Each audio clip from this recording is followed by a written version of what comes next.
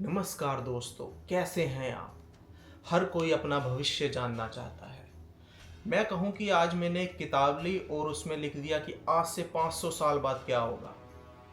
तो क्या वैसा ही इस दुनिया में 500 साल बाद होगा? कुछ कहा नहीं जा सकता। हो सकता है कि एक तुक्का लग जाए, हो सकता है कि मैं एक आधी बात लिखूं वो सच हो जाए, जो मैंने 10 बातें लिखी हों वो सच ना हो।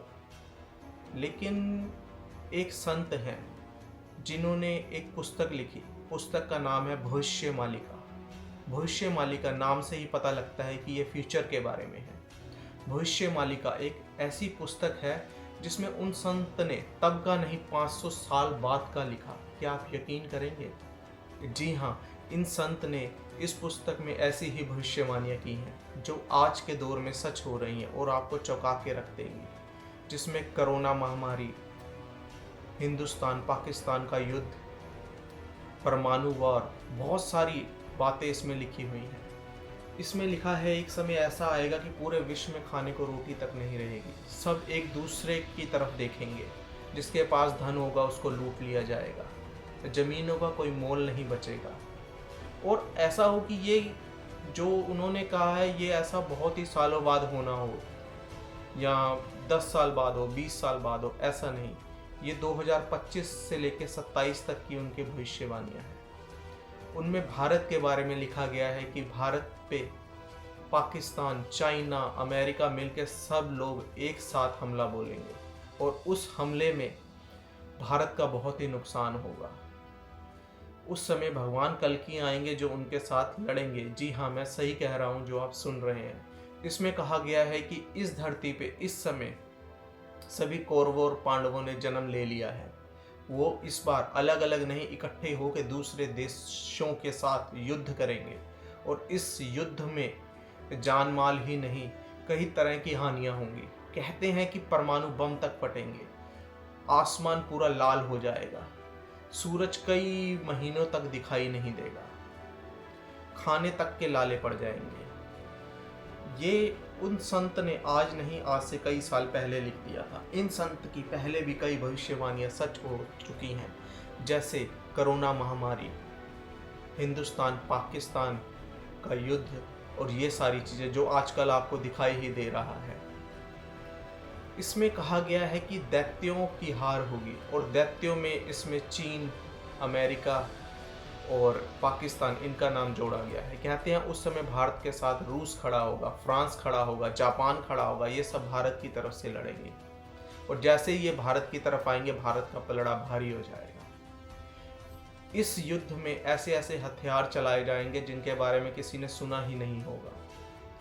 वो सब हथियार अभी गुप्त रखे गए हैं और उस समय ये सभी देश अपने अपने निकाल लेंगे और उस समय एक दूसरे पे ऐसे ऐसे प्रहार करेंगे जिससे जान माल की बहुत ज़्यादा हानि होगी। कहते हैं भारत में ही केवल 30 करोड़ लोग बचेंगे और पूरी दुनिया की आबादी बहुत ही कम रह जाएगी, ना के बराबर। क्या ऐसा हो सकता है? सुनने में तो बहुत डर सा लगता है कि 25 से लेकर 27 के बीच में ये सब होना है। लेकिन अभी जो स्थितियां हम लोग देख रहे हैं वो वैसी ही बनी हुई हैं। युद्ध के पूरे आसार हैं, रोज सीज फायर टूट रहे हैं। ऐसा क्यों हो रहा है? क्या इस पुस्तक की वजह से हो रहा है? क्या ये सब पहले ही होना था जो ये लिखा जा चुका है? बहुत ही चौंका देता है।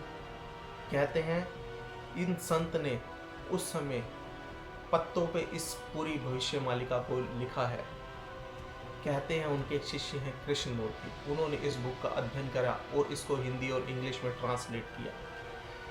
उन्होंने इस पुस्तक में लिखे हुए कई राज बताए हैं। बोला है कि भारत का आखिरी प्रधानमंत्री नरेंद्र होगा, जो तब से लिखा जा चुका है। इसके बाद कोई प्रधानमंत्री नहीं बनेगा भारत में। और इन्होंने बताया है कि जिस संत ने ये पुस्तक लिखी है, अच्युतानंद ने, वे भगवान जगन्नाथ के बहुत प्रिय थे। कहते हैं इस युद्ध में केवल भगवान को मानने वाले लोग ही बचेंगे, जो लोग त्रिसंध्या करेंगे। त्रिसंध्या मतलब आप 3 बार दिन में भगवान का नाम कह सकते हैं। कहते हैं पूजा पाठ वाले लोग ही शेष रह जाएंगे। जितने पापी हैं, असुर हैं, चाल चलन वाले लोग हैं, सब मारे जाएंगे। ये कब होगा? 2027 तक लिखा जा चुका है। कहते हैं ये युद्ध 2032 तक चलेगा। ये कलयुग का अंत है उस पुस्तक के अनुसार। बहुत से लोगों ने बहुत सारी बातें उठाई कि कलयुग का अंत अभी कैसे हो गया। कलयुग का अंत तो 4,32,000 साल का है, जिसमें से 5,000 ही बीते हैं। तो कृष्णमूर्ति जी का कहना है कि जो राम सेतु बना है उसके पत्थरों का निरीक्षण किया गया, वो 17,000 साल पुराने पाए गए हैं। तो उस हिसाब से अगर देखा जाए तो युग 5,000 साल का चल रहा है, जिसमें ये कलयुग का अंत है। और इस अंत में उन्होंने कई भविष्यवाणियाँ की है कि लड़के लड़कियों की तरह होने लग जाएंगे, उनकी हरकतें वैसी होने लग जाएंगी, स्त्री को शर्म नहीं रहेगी, वे कपड़े उतारने में शर्म नहीं करेगी, कलयुग के अंत में पक्षी बोलने लग जाएंगे, जिसमें से बहुत सारी भविष्यवाणियाँ इस समय के हिसाब से आप देखेंगे तो सत्य लग रही हैं। हम तो ये चाहते हैं कि ऐसा कुछ ना हो, लेकिन अगर ऐसा कुछ होता भी है तो हम भगवान की शरण में ही रहें।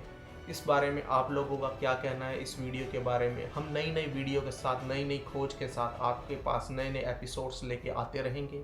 आप हमारे चैनल को सब्सक्राइब करें। जय जगन्नाथ।